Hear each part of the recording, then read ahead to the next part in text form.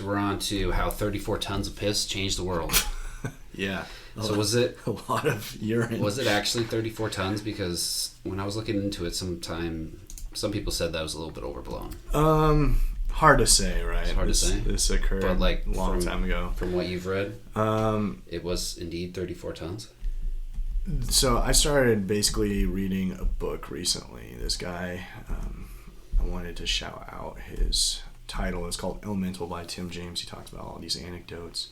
This one is the one that struck me, mainly because I'm like, that's disgusting.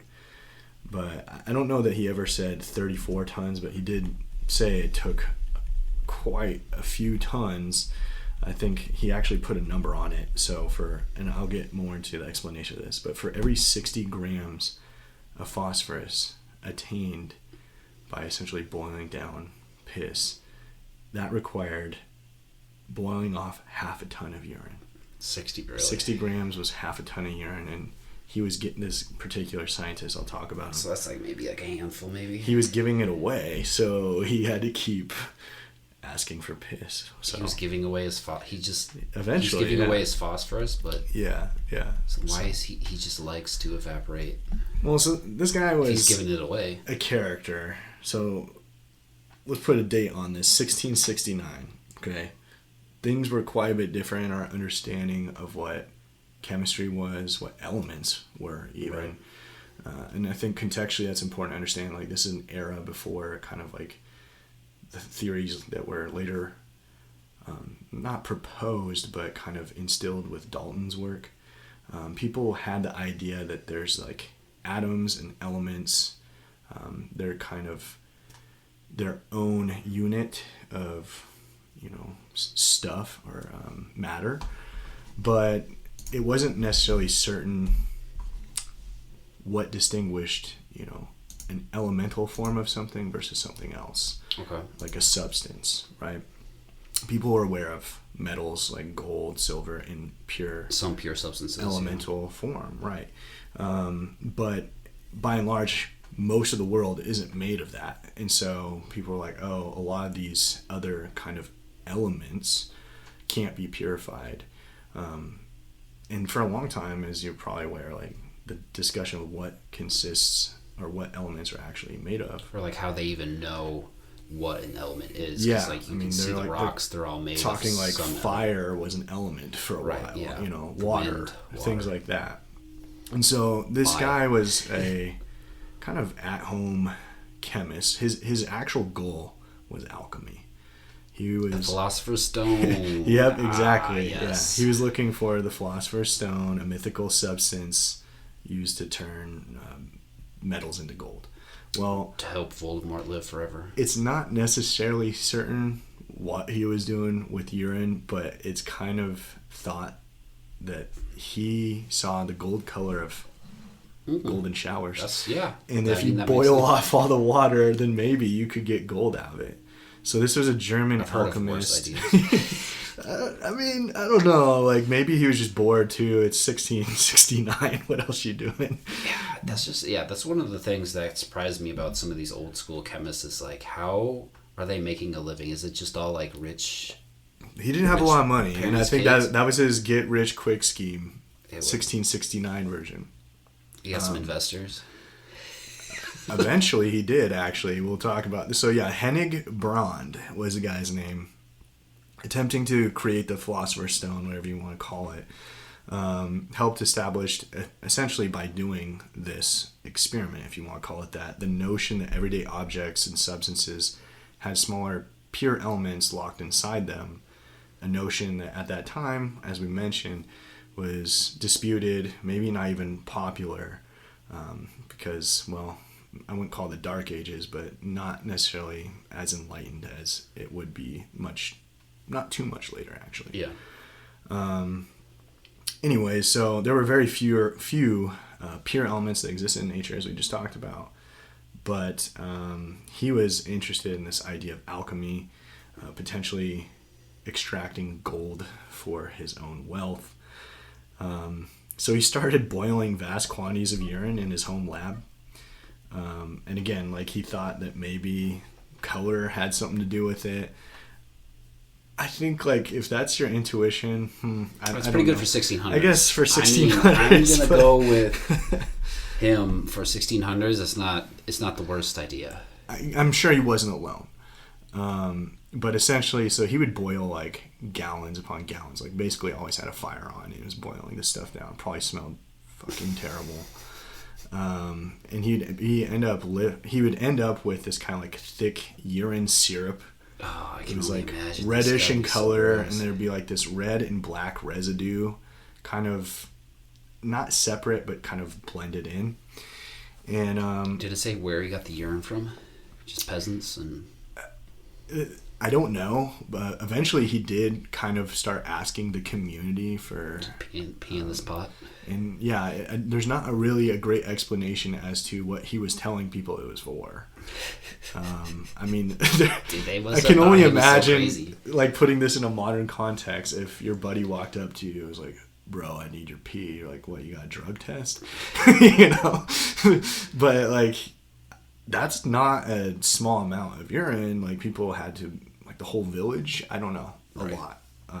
Over years though. This was like he did it for like 6 years, so it didn't happen all at once. But he did come to this idea of taking that red syrup and black residue and seeing what happens if he continued to heat it back up.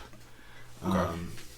And actually what he saw is that when that mixture was heated back up, it would form a new substance that became kind of this waxy, solid, yellow looking,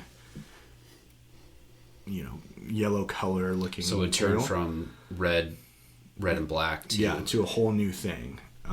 It's interesting. I wonder if it's just like the crystal formation changes the colors, because I know that can somewhat happen, but usually there's some type Could of be that. impurities I think it was probably through combustion. Yeah, he's almost burning off some impurities and creating a more pure form of what he ultimately, we will talk about this, but the phosphorus, right? Yeah, phosphorus.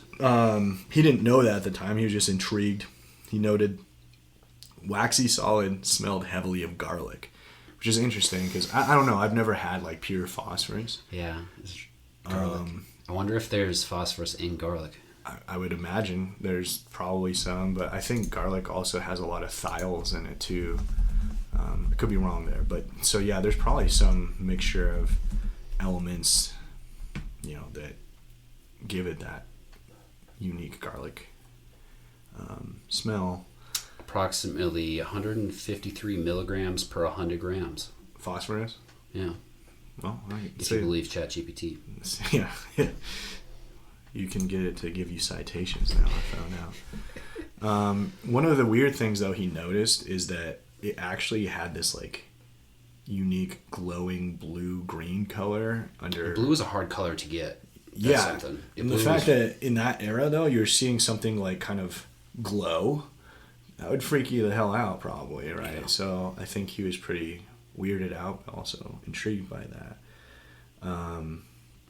He also made a very astute observation that this stuff, after combustion, like after it kind of purified and cooled down, if you ignited it, it was super flammable and produced this really blinding white light when burnt.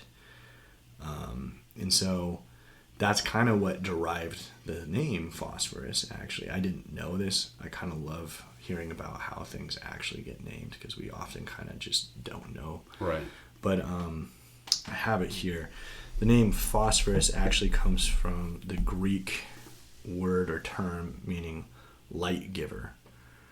So kind of makes sense, right? When you put it in that perspective, he's like literally naming it because of the properties it showed as a light. So that was kind of how it came into, I guess, existence. Kind of note. He probably didn't realize this at the time, but this was actually one of it's debated, but probably the first element that was extracted from like compounds or non-natural sources that wasn't pure. We call them elementary substances. So it was the first allotrope of phosphorus and the first elementary substance like actually purified from other things. Right. Yeah, and most people probably don't know what an allotrope is, so I kind of made Probably a note. not. Yeah. It's a distinct form of an element in the same physical state, characterized by differing arrangements of atoms. So probably the most famous or well-known example of allotropes are diamonds, Yeah, carbon, graphene, and graphene. Yeah, it's just how they're bonded, how they're arranged in physical space. So it's not necessarily the atoms, but the three-dimensional arrangement, right? Yeah. Okay. Right. Yeah, because they're all still bonded, phosphorus to phosphorus, carbon to carbon, but the three-dimensional structure, correct? Yeah. Is it in a straight line? Is it in hexagonal pattern? Is it in?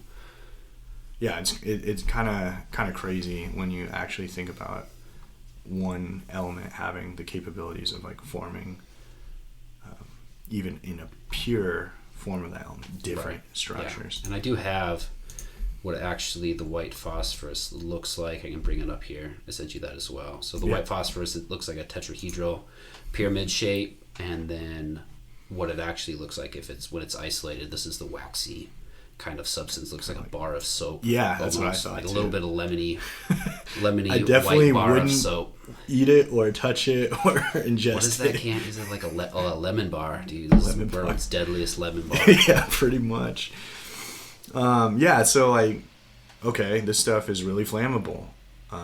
He actually, when he saw this, he had this like weird, 1600s notion. He was like, Let's burn it. I have extracted the power of fire from water. Like, okay, kind of. I mean, you can kind of get it. Yeah, you can see that rationale. Yeah, so again, Greek word, light bringer. He was intrigued by this. He was like, this is going to be my new gig. Spent the next 6 years collecting urine samples from his neighbors and locals and literally boiling tons of this. And like I said, for every 60 grams he attained of phosphorus, like in the pure form, he had to boil like half a ton of urine. I don't know how many gallons that is. Also, like, where's he getting all this firewood? Just freaking burning. Did it say? Was he in England or? Well, it says he was a German guy, so I'm assuming he's somewhere in Germany. And Germany seems to be pretty forested, so maybe. I don't know. But Germany in the 1600s, I don't even know what part of Germany or considered Germany. I should have looked more up on this guy's personal history, but I don't know. Maybe I got weirded out by his urine fetish, but anyways. So he and his wife were kind of on hard times because the whole like urine to gold thing really wasn't working out. He wasn't able to. I mean, explain that to your wife, right? Like, dude, I can't believe he had a wife. Exactly. Like, don't worry, honey. I know this smells bad and looks weird, but it's gonna be gold. And then it's not. She probably gold. believed he was gonna strike it rich too, and she was just holding out. So eventually, he had to come clean, and be like, "Sorry, babe. This isn't going to be gold. The investments is not paying off." So he had to make money somehow. It turns out there's this guy named Daniel Kraft. I know very little about this man. Again, probably should have done more research on him. But essentially, he was what they called a science popularizer, who would travel Neil Europe. deGrasse Tyson. Pretty much the Neil deGrasse Tyson of his time, perhaps. He traveled Europe and demonstrated amazing new science, like processes and gadgets and techniques to both like royals and This kind of sounds like a fun job, honestly. academic institutions. So he was kind of just like, I wouldn't call him a con man or a magician, but he basically took this guy's discovery of white phosphorus and then did the ooh-ah, look how pretty it is, I'm going to light like on a fire magician, yeah. around. And people were, rightfully so. They'd never seen anything like this before. It was cool. And he showed them how it glowed and all these things. So he did get paid for that. The original guy, he got paid for that. So he was making a little bit off of it. Not sure what really came of this man. I should probably look that up. But essentially from there, people started to take notice of this and think of it, it's highly flammable. How can we use it? I had a question though, and it was like, all right, why is there so much phosphorus in urine? Like, this seems like a lot. Why, like, this guy was just basically stumbled across this phenomenon. And looking it up, I guess... What happens to all the salt that he freaking... I don't know. Did you pee off a lot of salt? I'm sure there's other things too, but I'm wondering if they like combust or... Salt won't. How did he get rid of the impurities, and end up with like white phosphorus? Yeah. Questions I don't have answers for. But the recommended... he said the sludge, and so I'm sure that the some of brine the probably sludge, crystallized out, and then he just isolated the sludge and then kind of got rid of all the salt, maybe. Potentially, yeah. That's one, maybe. Yeah, I mean, not very advanced chemistry or techniques at the time. Kind of one of those dumb luck situations, it sounds like. But looking at it, so the recommended daily amount for phosphorus intake, because it is an essential element that we use, within our bodies, and all of biology, for that matter, uses pretty heavily, is 0.5 to 0.8 grams, I believe. Per day or per kilogram? Or I think it's per day. Dang. But most people, it said, consume twice that. So obviously, if that's true, one of the easiest ways to get rid of that in your body is just through excretion in the urine, which is why that became kind of his go-to. So that was kind of where it all began, so to speak. Not the most pleasant of beginnings, humble, if nothing else. But did you want to talk about the chemistry? I can talk a little bit more about the chemistry. So there's a couple of different actual allotropes, and we can kind of explain, once you see the structure, why it's so combustive. So with the tetrahedral pyramid shape, it kind of gets, those are unnatural bond angles, and so if it already has strain on them, they're going to be easier to break. Right. And so it has a very low combustibility. I think it was like 86 degrees Fahrenheit. Yeah. 30 degrees Celsius. Depending on the source, I saw it as low as 80, low 80s, as high as 120, depending on whether it's in contact with air directly or not. Right, and so oftentimes if you buy it today, it's actually stored in water because it's very insoluble, which kind of explains how he was able to isolate it, because pee is water, and once it gets to a certain concentration, the solubility kind of just crashes out. Yeah. What's kind of ironic in that you're storing it in water as well. Water, oxygen, right? This stuff is highly reactive with oxygen. Most stuff you don't want to store. Water is terrible for pretty much everything almost. Turns out, and I'll talk about this a little bit later, this became a problem not because of storage per se. They actually store it in other organic solvents too, not water. One I saw is carbon disulfide because it's fairly inert. But when this stuff does ignite, what's the first thing you think of when you see fire and you don't want it?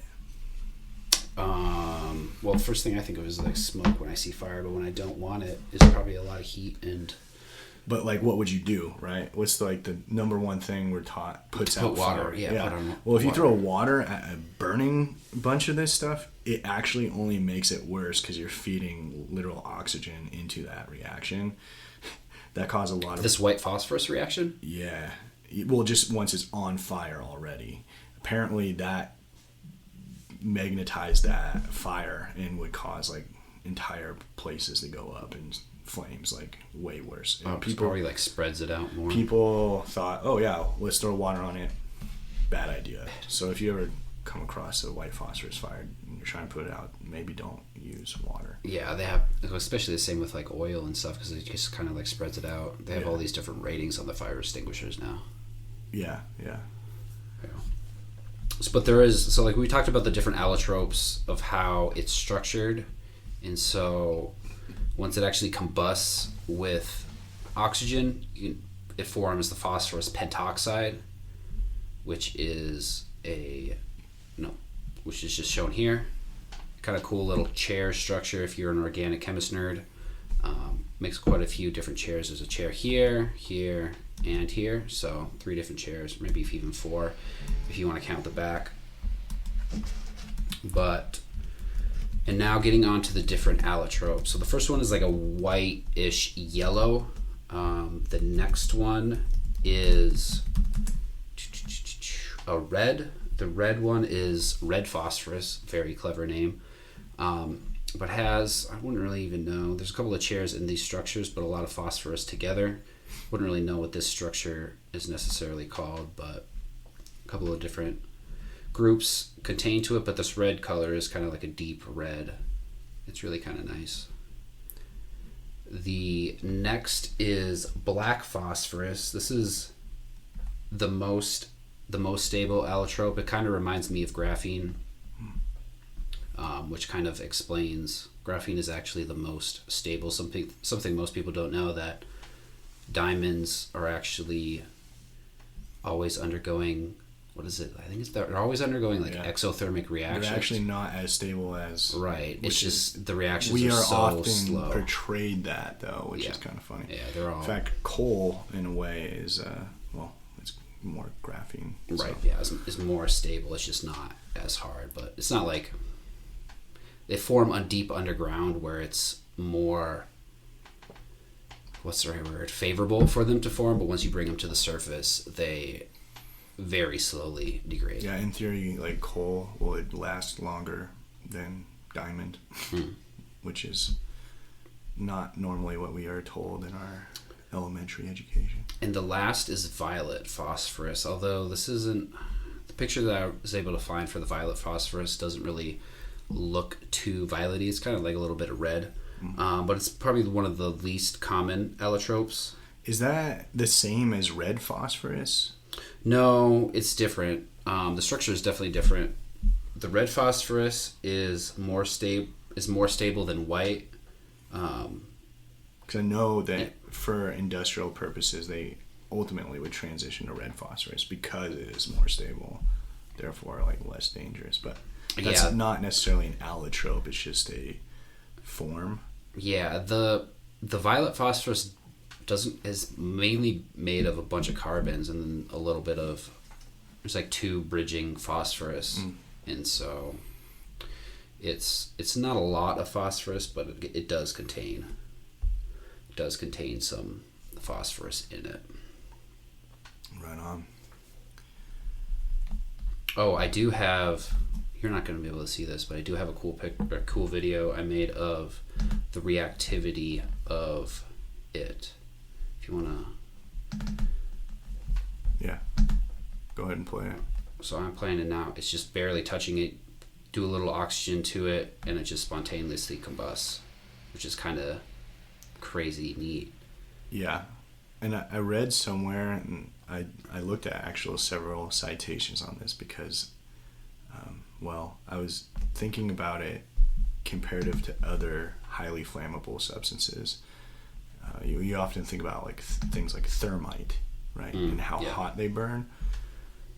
Some sources actually put white phosphorus as burning between 2,700 degrees Celsius and 5,000 degrees Celsius, which is overlapping with thermite, which is pretty astounding.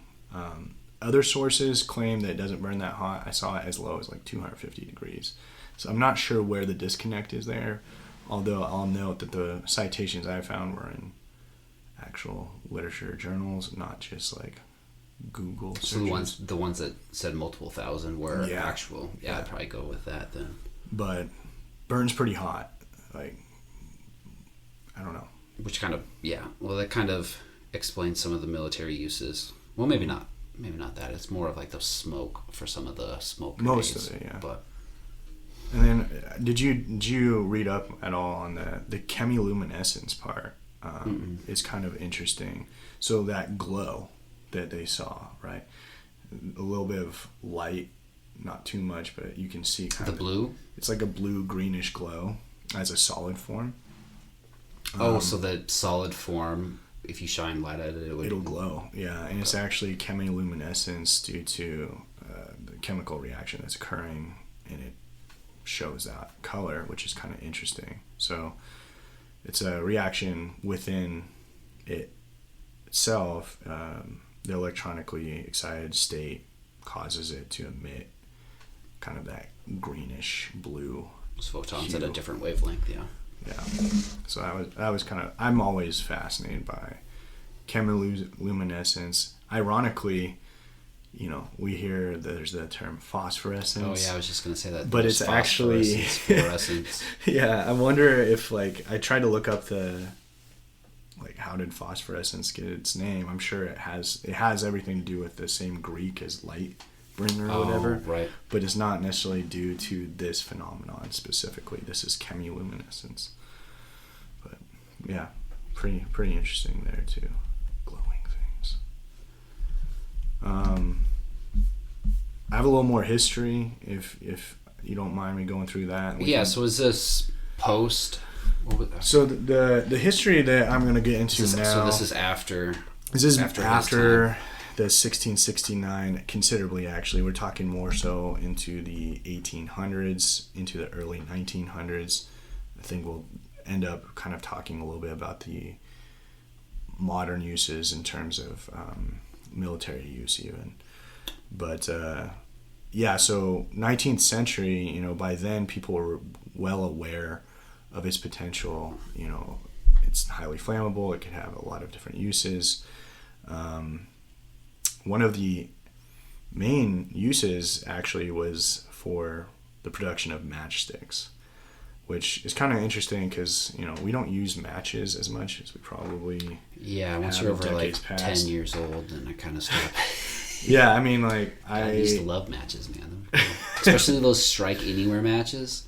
As a kid, those things were the coolest. You almost can't find them anymore. I mean, you can find lighters, but matches are kind of, I would say, almost like a lost. Is that because people are using them to make meth? I don't know. But so that was actually one of the first reasons people were like, oh, we can put these in matches. They're going to burn really easily, really hot.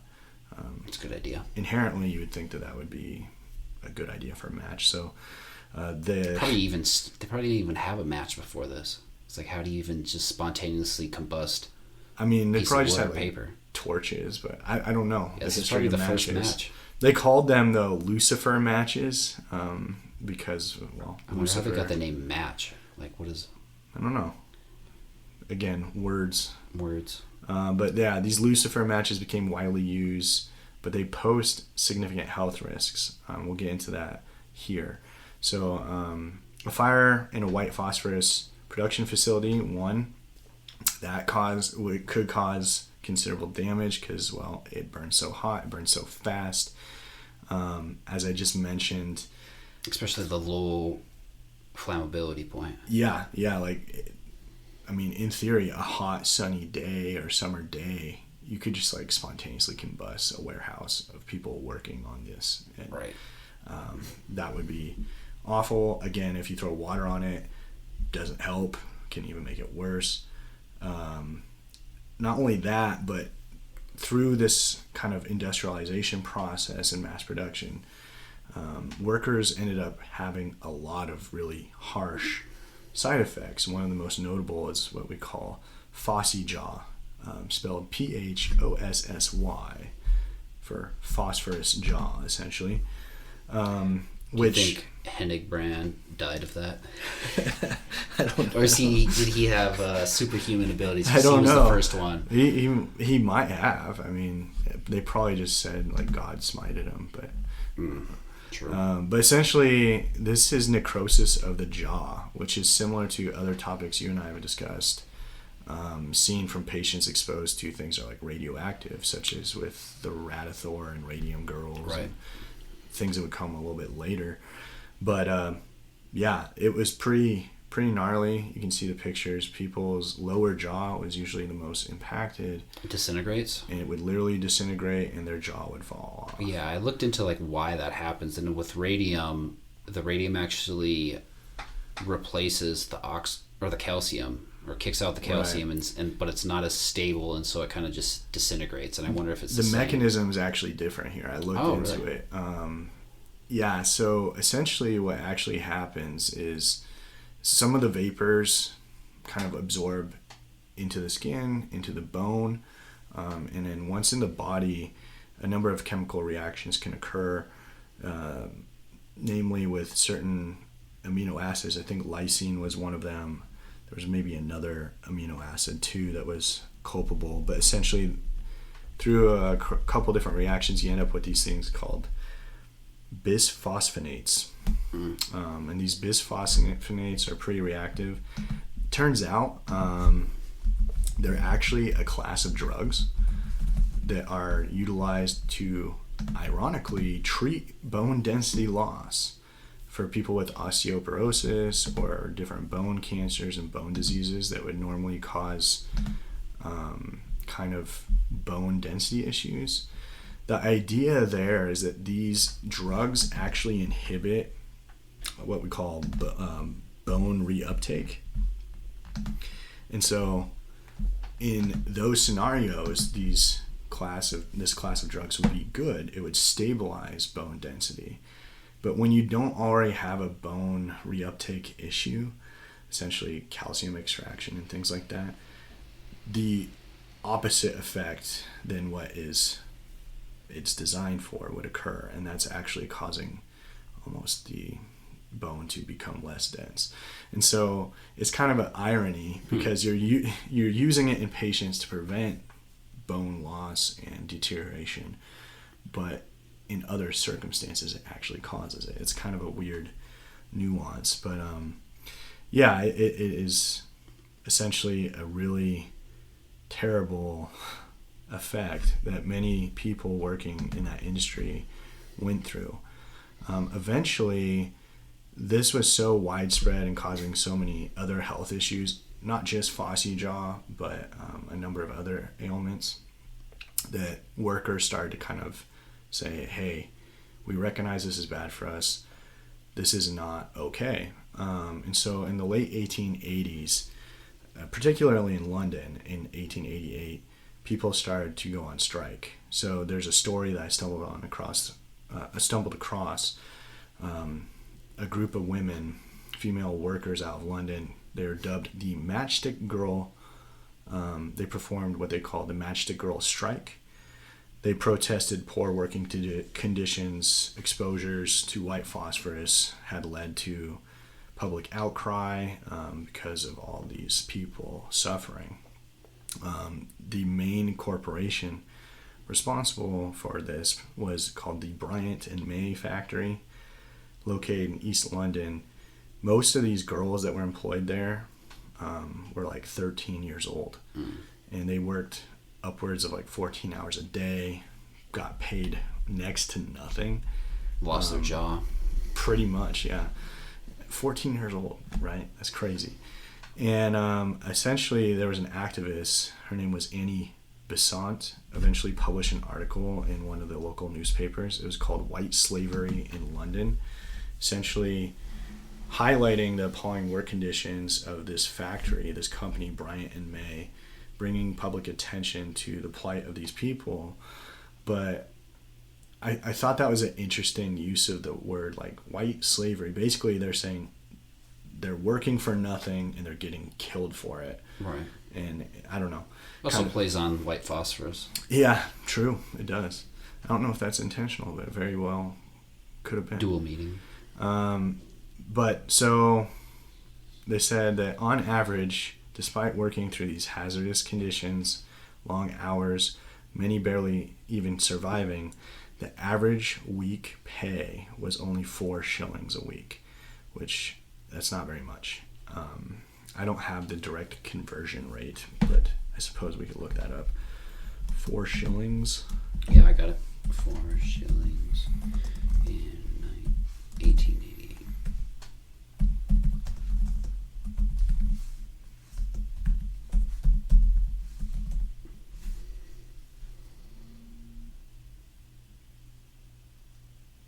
Shillings. I don't even know what a shilling is, honestly. I think it's just like one little coin. Well, I know, but like, I know it's a British... In monetary coin. There's like, how many shillings go into a pound?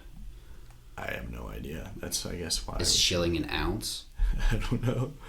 Shilling... 4 shillings is 0.2 pounds. So, a 1 shilling is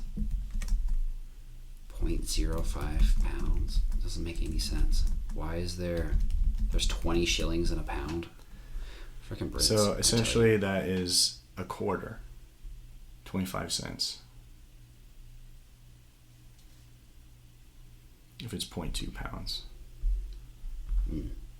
Yeah. Anyways, the conversion is roughly $35 a week. That's rough. Yeah, that's not great. Although, according to Elon Musk, in the 90s, he was able to... Dude, did you know, I heard a crazy stat. Guess how many, since the election, and guess how much money Elon Musk has made per day?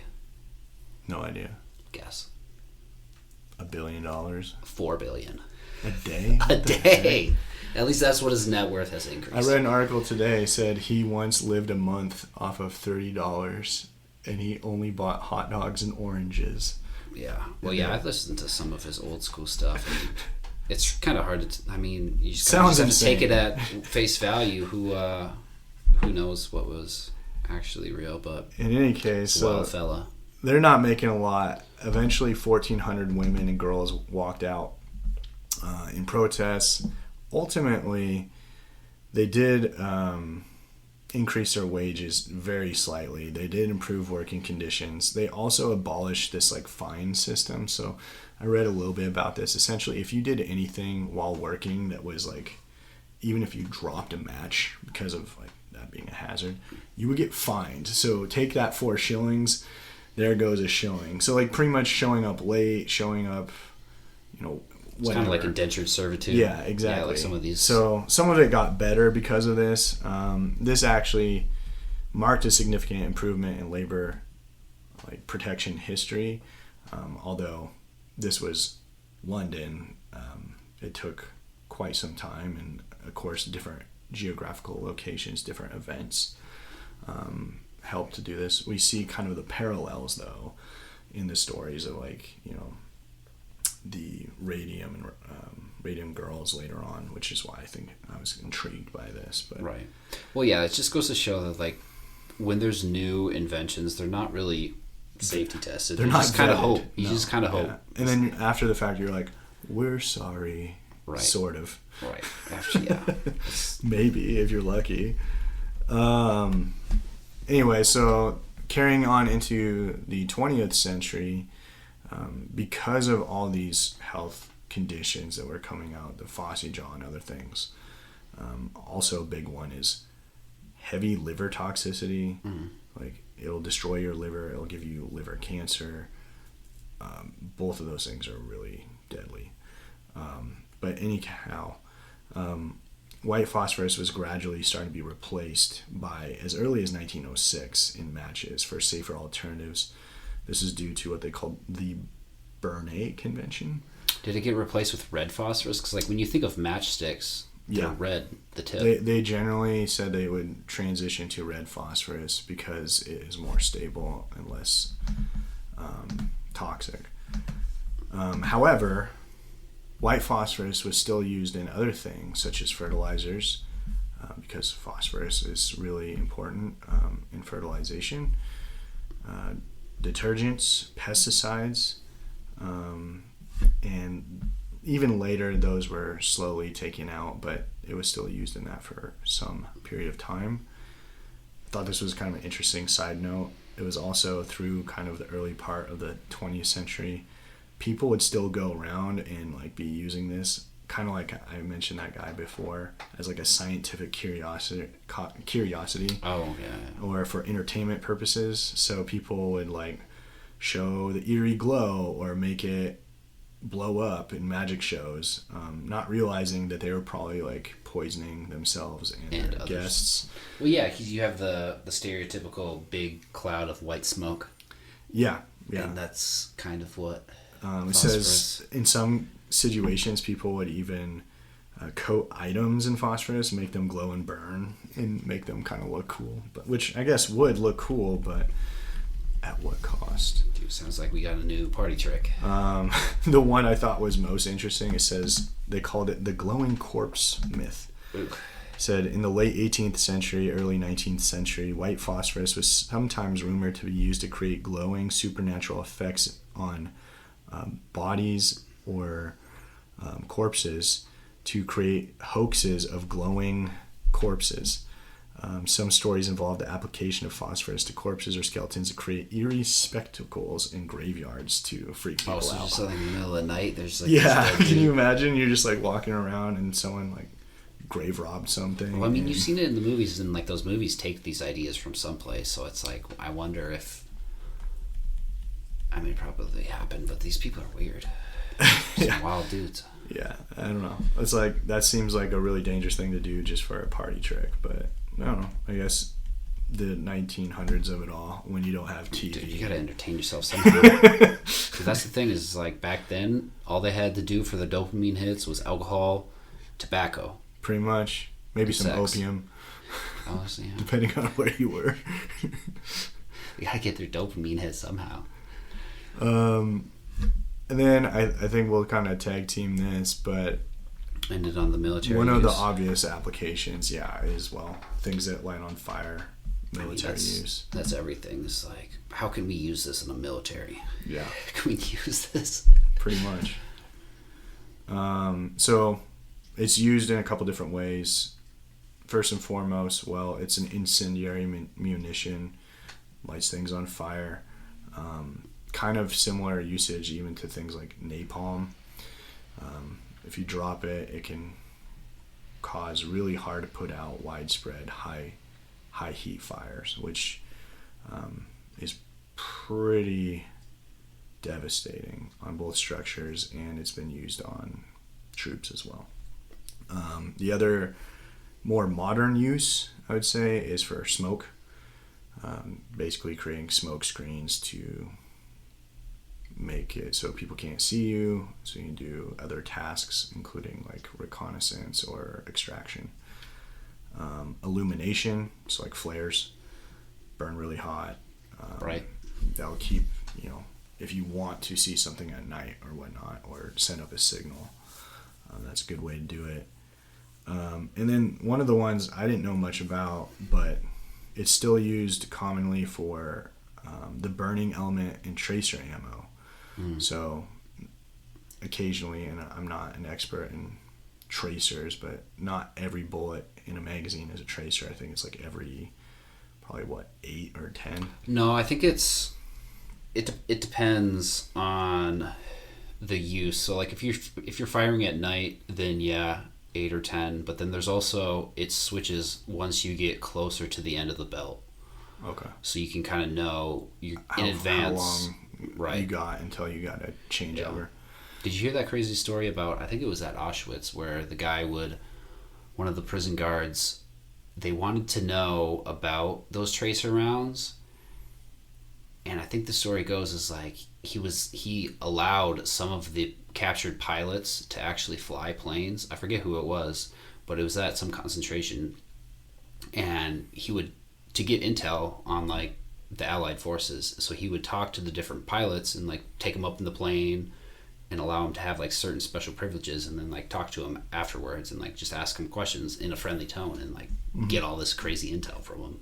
And I think one of the tracer rounds was something of that. So it wasn't like necessarily a widespread use, probably. At that well, point. it's just what does it mean, right? Gotcha. It's like what is so there because you can have different colors. It could be like white or red or green, and like what do the different colors mean? Oh, I see. No, I've not heard of that one. That one's kind of interesting. So these were used in early military experiments, even in the 19th century. World War I actually saw kind of its first use with grenades, bombs, smoke screens, and also to directly inflict burns, which, as you can imagine, would be pretty gnarly. Apparently, even as early as World War I, it was already being used in tracer ammunition. World War II, basically they just made things bigger and more explosive. So large-scale bombing campaigns designed to create firestorms and widespread panic. I don't know how familiar you are with like World War II history, but there's like a very, very controversial, there's several obvious controversies.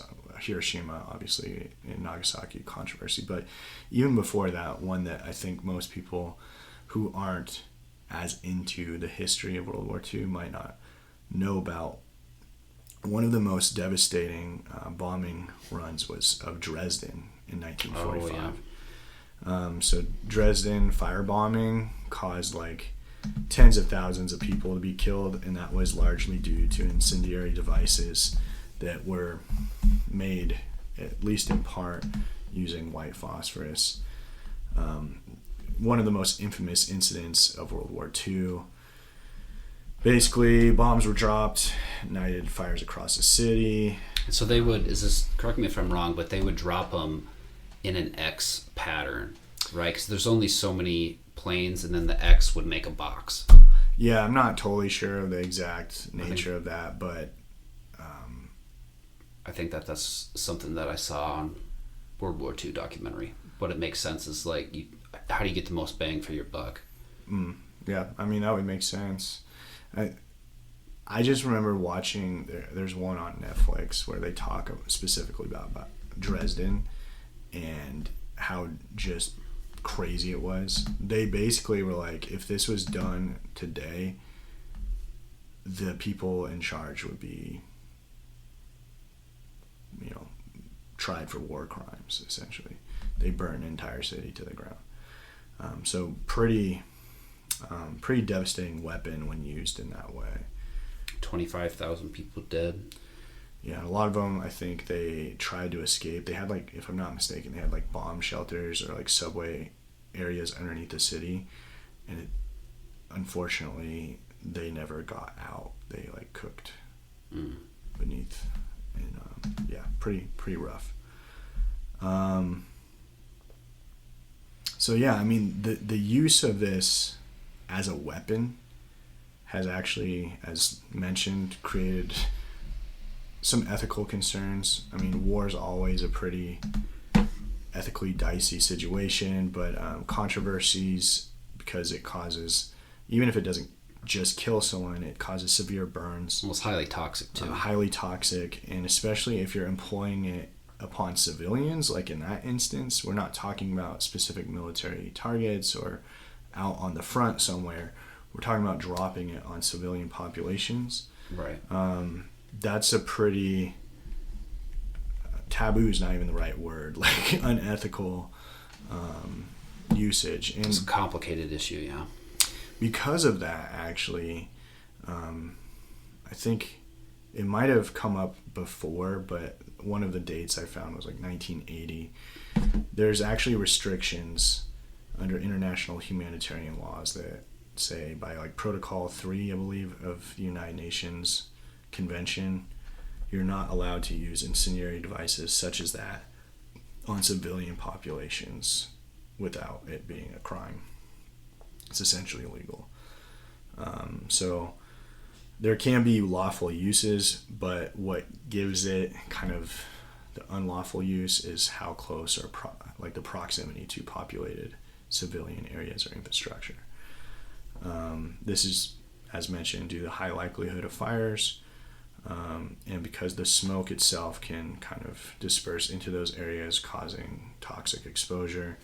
One of which we haven't talked as much about goes back to what you had mentioned. When it comes in contact with oxygen, not only does it combust, but it can form the diphosphorus pentoxide.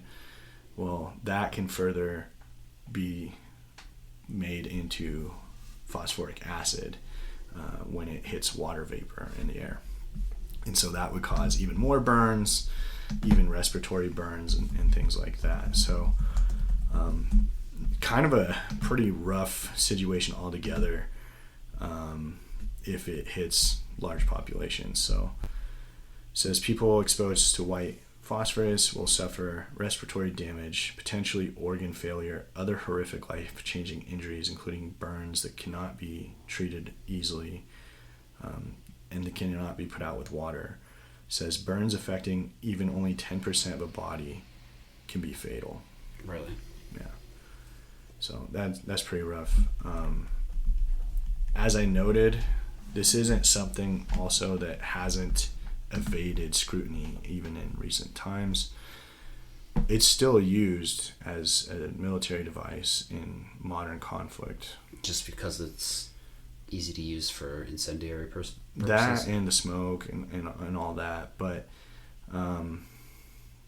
even in current conflicts around the world, particularly in the Middle East, as recently as this past year, starting in late 2023 with Israel conflicts with Lebanon and Palestine, multiple reports have noted that Israel may have deployed it against Lebanese targets in, I guess, direct kind of breakage of Protocol 3 of the Convention on Conventional Weapons. So it's an accusation. They haven't proved it. Also, I didn't know this, but just because the United Nations Convention has a Protocol 3 doesn't mean that everyone adheres to it. Right, yeah.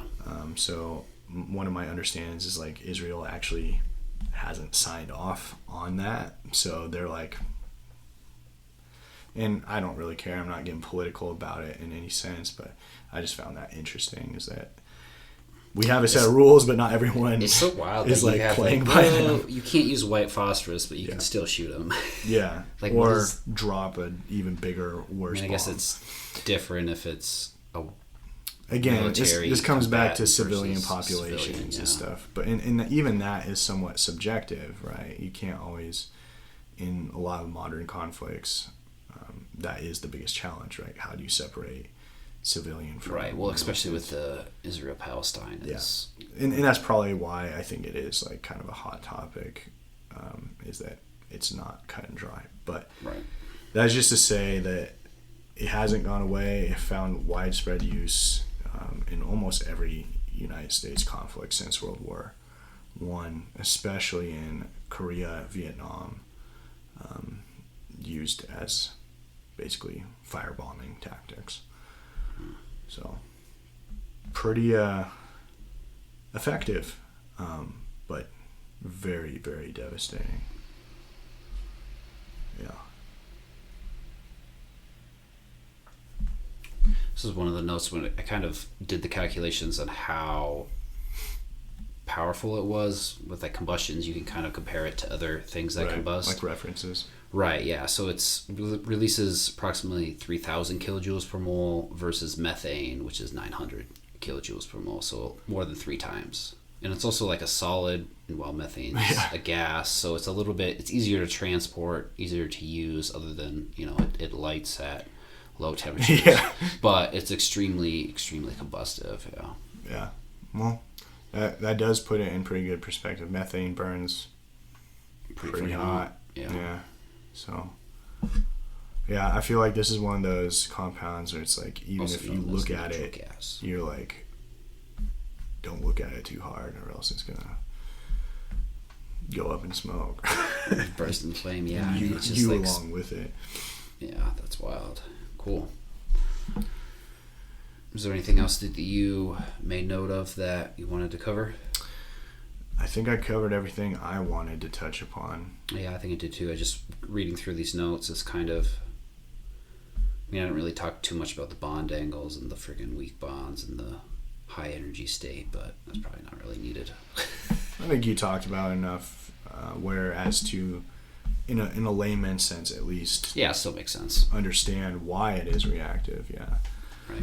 Look, the structure. as a chemist looking at it, like, It's a cool structure. it's an interesting structure. It literally looks like a pyramid, but you're like, oh, yeah, that's not going to stay together very well. Like, it doesn't surprise me when I saw that it is reactive,